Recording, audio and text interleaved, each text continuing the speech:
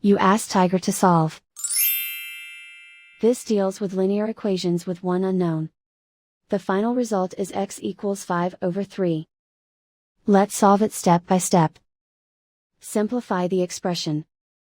Group like terms. Simplify the arithmetic.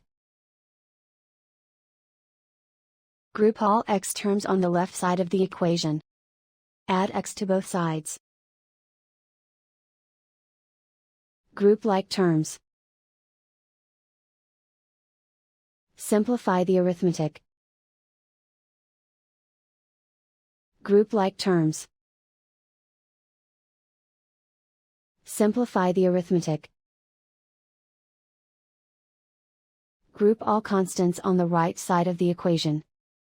Subtract 1 from both sides. Simplify the arithmetic.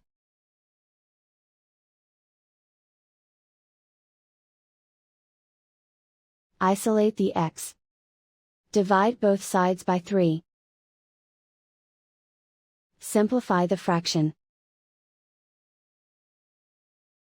And so the final result is x equals 5/3.